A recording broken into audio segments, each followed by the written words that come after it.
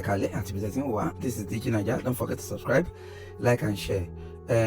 OBA ARO ti jáde o lórí ọ̀rọ̀ Destiny Boy àti gbogbo ibi táwọn èèyàn ti bẹ̀rẹ̀ sí ń pariwo lọ́tún àti lósì ní pé Destiny Boy ọ̀dọ̀ babaláwo ló kú sí o, ní pé bóyá oògùn tó gbà lọ́dọ̀ babaláwo àbí àtìjẹ́ tó ń fún àbí igbá àbí àwo wọn lòun ló jẹ́, bóyá òun ló jẹ́ kó páyé o.